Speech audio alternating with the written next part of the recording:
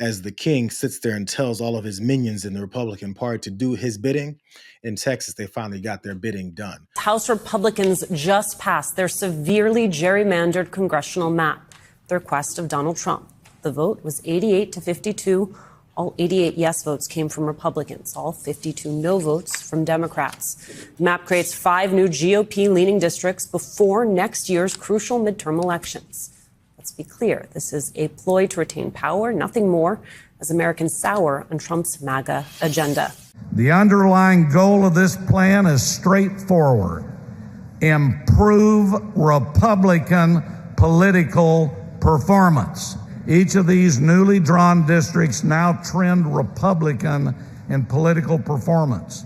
While there's no guarantee of an electorate success, Republicans will now have an opportunity to potentially win these districts. So that's State Representative Todd Hunter down in Texas, who was a part of these Republicans that just passed this extraordinarily gerrymandered map that they've been fighting with Democrats who left the state for a week or two, now finally got done. And he had openly admitted their entire objective is to improve Republican political performance. So they have to rig the system in order to improve their performance. I feel like their performance is also why so many of their wives are very upset with them. But still, they want now the opportunity to win some seats. While he's doing that, there's real life situations that they're ignoring, that they have ignored, and that they apparently continue to want to ignore. We are the parents of Seal Stewart, the only camper from Camp Mystic still missing. For Seal, camp meant adventure, memories, friendships, and lessons to carry for a lifetime. For me, it meant watching my child grow and learn, but always under the assurance that she would be safe. But that assurance was betrayed. Obvious, common sense safety measures were absent. Protocols that should have been in place were ignored. As a result, my daughter was stolen from us. Lila was special. She was beautiful. She was pure. She was so kind. The most gentle little girl who fiercely loved her little sisters and all of her friends. A friend who preferred to shine her light on the people around her.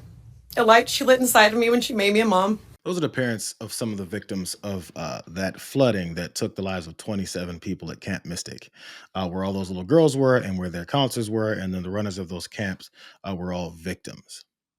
And they got a chance to talk about the things that they want to change. In the state of Texas, that same state where these Republicans just gerrymandered maps because they know that they don't give a damn about these folks that they're supposed to represent, as they stripped any kind of warning systems, funding that goes to making sure flooding victims have a chance, all the stuff that they don't care about because they're funneling money to the pockets of the billionaires that pay them and following the orders of Donald Trump. Real lives are lost.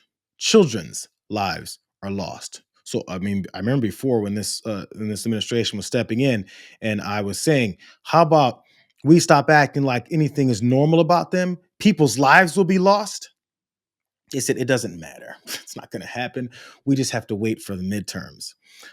Tell these people who've lost their children how much longer they should wait as they're heartbroken. Hadley, Harper, and all the campers should have woken up on July 4th and celebrated the holiday with their new friends.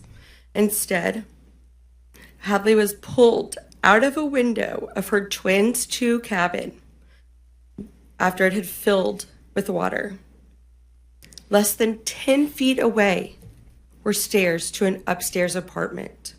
That higher ground could have saved her life and the 5 girls in her cabin that also passed away. Hadley wasn't the strongest swimmer, not that it mattered in those waters, but she was strong, so strong. I thought if she could hold on to something, she would be okay.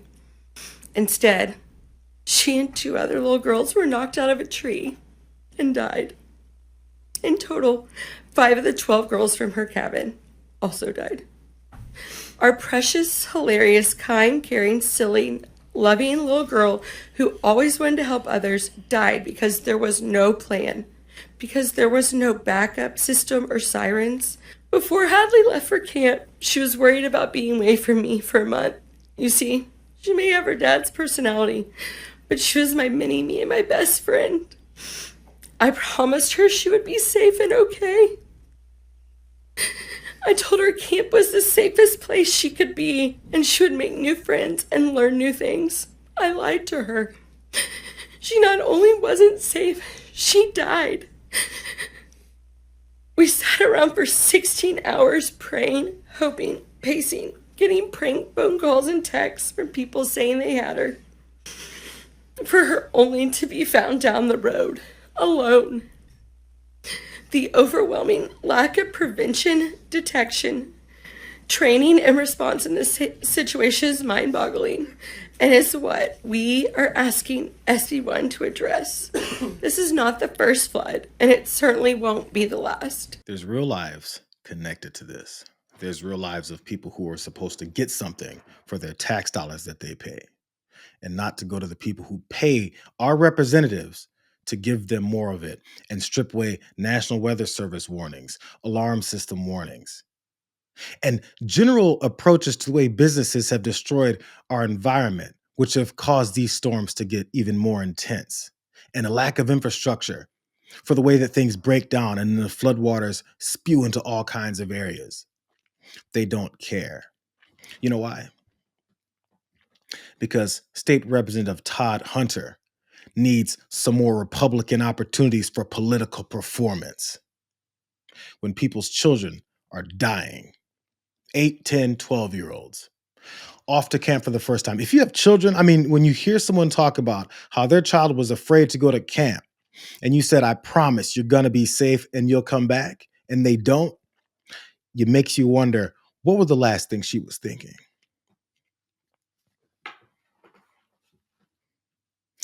They've already set up our society to accept the deaths of children.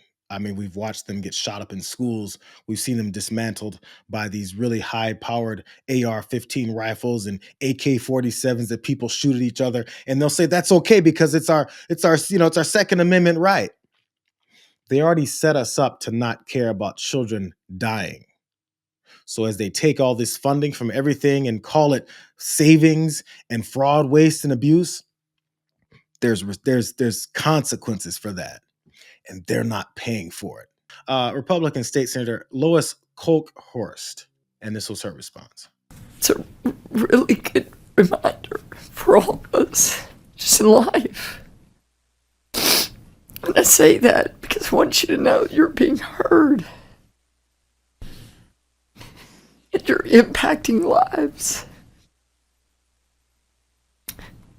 This tragedy is going to impact future lives.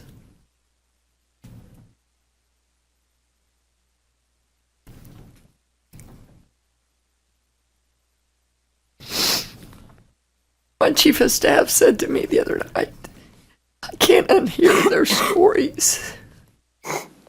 I can't unhear their stories. And that's a good thing. I don't know where she stands on the redistricting thing. She's a state senator. She represents the Republican Party, who is all about this redistricting and this gerrymandering because they don't care enough to represent their constituents. But she needs a really good reminder.